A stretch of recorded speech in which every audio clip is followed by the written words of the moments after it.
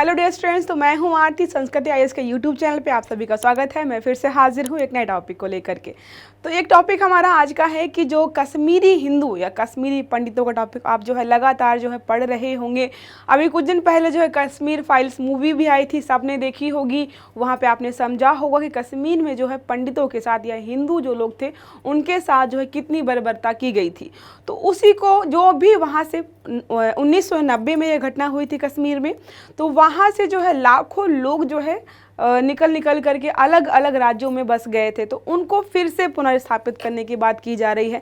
सरकार ने भी कई बार जो इस पर काम किया है कि ठीक है, वहाँ से लेकर के जो भी कश्मीरी पंडित हैं, कश्मीरी हिंदू हैं, उनको बसाया जाए। अब देखो, जाहिर सी बात है, कोई भी व्यक्ति हो, आप किसी भी व्यक्ति को चाहे विदेश में छोड़ दीजिए या फिर किसी शहर में ला के रख दीजिएगा, एट द एंड वो क्या चाहता है कि जहाँ से उसके पूर्वज जुड़े हुए हैं, जहाँ से उसकी जड़ें जुड़ी हुई हैं, वो वहीं जाके रहे। इसलिए आप देखते हैं ना कि कोई भी सरकारी कर्मचारी होता है, अपनी जॉब के दौरान चाहे वो पूरे भारत में अलग अलग ज़िलों में, शहरों में, बढ़िया जगह जगह रहा हो, लेकिन जैसे ही रिटायरमेंट मिलती है तो कहाँ पे घर बनवाते जाते लोग, जाके अपने गांव में, कि भाई गांव में घर बनवाएंगे, या फिर जहाँ से उनकी जड़ें जुड़ी होती है वहीं रहना चाहते हैं।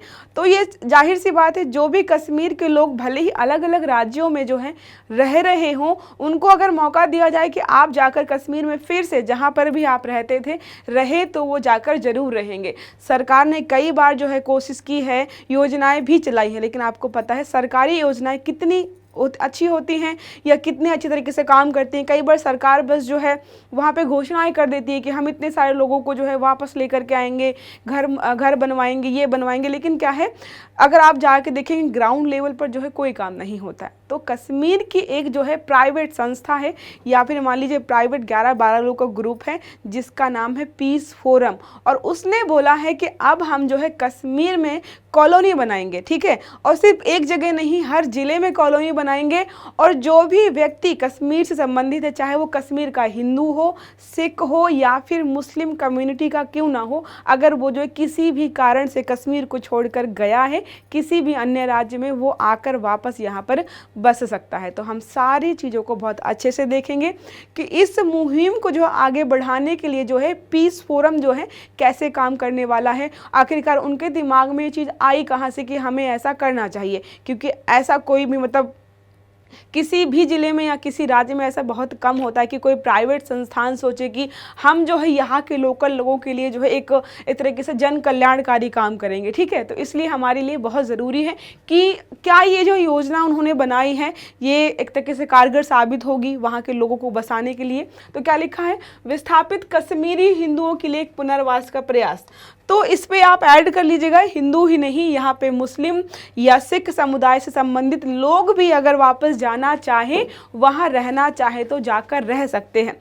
कुछ नियम कानून अलग हैं, मतलब ये जो योजना है मुख्य रूप से जो है हिंदुओं के लिए है और उनके लिए फ्री है, फ्री ऑफ कॉस्ट है। कुछ सब्सिडी वगैरह की भी यहाँ पे डिमांड की जा रही है, लेकिन जो मुस्लिम कम्युनिटी के लोग हैं वो रेंट पर भी वहाँ पर चीज़ें ले सकते हैं या ख़रीद सकते हैं। देखो हमारी जो मुख्य बिंदु क्या है इसके, पहली बार जो है किसी ने ऐसा काम किया है, विस्थापित कश्मीरी, विस्थापित मतलब जो है वहाँ जो कश्मीर को छोड़कर कहीं अलग जगहों में जो रह रहे हैं, पीस फोरम, इसका नाम याद रखिएगा। पीस फोरम जो है कॉलोनी बनाने की बात कर रहा है और जो है गृह मंत्री से जो है ये मिलने वाले हैं कल और सब्सिडी को लेकर बात करेंगे। अब जाहिर सी बात है, 12-15 लोगों का ग्रुप है और इतने सारे लोग वहाँ पे लाखों लोग जो है विस्थापित हुए हैं, उसका जो है 1-2-4% भी अगर वापस आते हैं, उनके लिए घर बनाना, सारी सुविधाएं इकट्ठा करना, पैसे तो चाहिए होंगे। तो सब्सिडी चाहिए सरकार से और ज़मीन भी चाहिए सरकार से। इन दो चीज़ों की मांग की है, तो उसको जो है कल जा कर के उसके बारे में बात करते हैं। बाकी हम यहाँ पे आज जो है चीज़ों को देख रहे हैं, ठीक है। मुख्य बिंदुओं की बात करें तो सोसाइटी चाहती है कि सरकार उन्हें सब्सिडी दे, और जो यहाँ पे काम करें ना लोग जो हैं, 11 कश्मीरी हिंदू और 2 कश्मीरी सिख हैं, वो जो है इस फोरम में काम कर रहे हैं, जिन्हें जो है भगाया गया था पहले, किसके द्वारा, निज़ाम मुस्तफ़ा है, उसके द्वारा जो इनको भगाया गया था, वो दोबारा आए हैं यहाँ पर कल्याणकारी काम करने के लिए कि हम जो है विस्थापित हिंदुओं को जो है वापस ले करके आएंगे, ठीक है।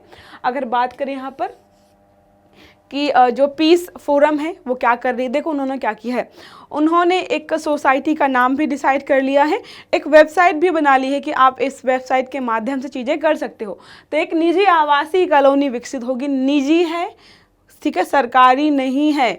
यहाँ पर सरकार इंटरफेरेंस नहीं करेगी कि भाई हमने बनवाया। सब्सिडी जरूर दे रही, थोड़े बहुत दे रही, नहीं दे रही कल डिसाइड होगा। उन्होंने मांग की है, कल बातचीत करने वाले हैं, ठीक है।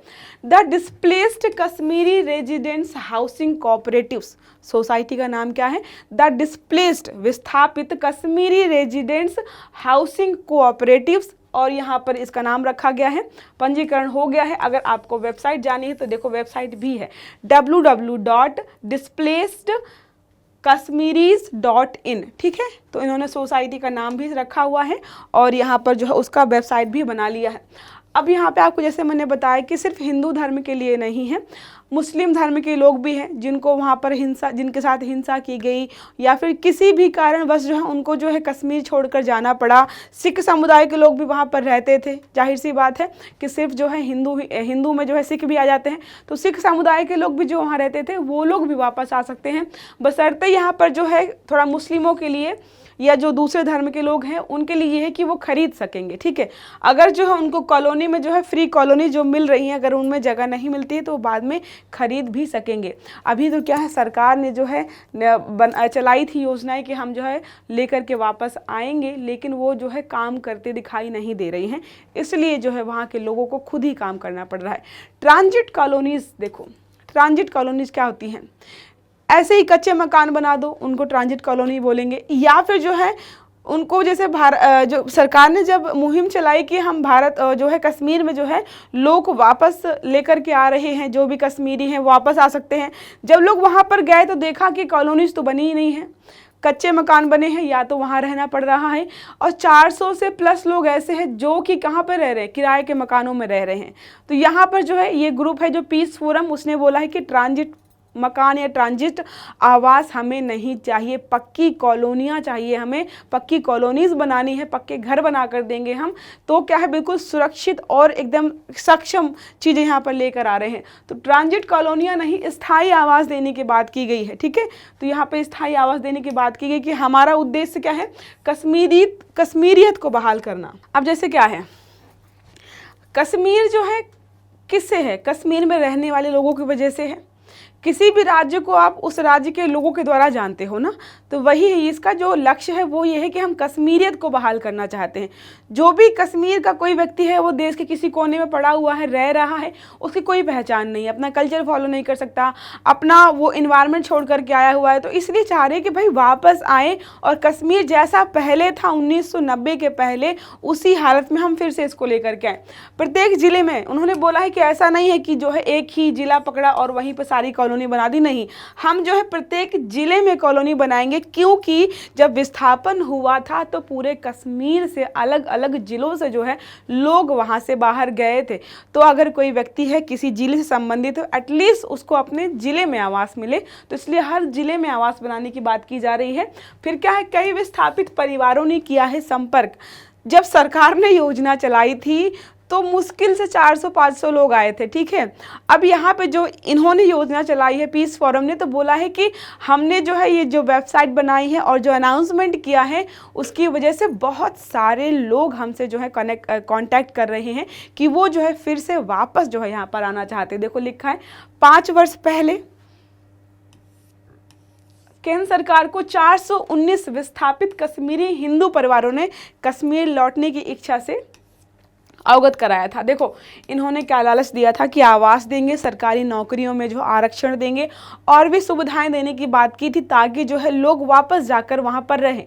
अब देखो 1990-91 में अगर कोई व्यक्ति जो वो जगह छोड़ करके आया है और आज 2024 हो गया, तो इसका मतलब है 30 साल से ज़्यादा हो गए, 34 साल आप मान लो कि 34 साल से अगर कोई परिवार जो है बाहर रह रहा है, तो जाहिर सी बात है सेटल्ड हो गया होगा, अच्छी खासी स्थिति में होगा, कुछ ख़राब स्थिति में भी होंगे। तो अब वो अपनी जगह, अपनी जॉब, सब कुछ अपना सब कुछ छोड़कर फिर से वहाँ बसेगा, उसके लिए आपको कुछ तो लालच देना पड़ेगा ना। सरकार ने लालच दिया था, लेकिन जो है उनकी योजना जो है काम नहीं की। आज तक उनकी वापसी के लिए कोई काम नहीं हुआ है। जब से हमने कॉलोनी का पंजीकरण स्टार्ट कराया है तो बहुत सारे लोगों ने कांटेक्ट वहाँ पर किया है, ठीक है।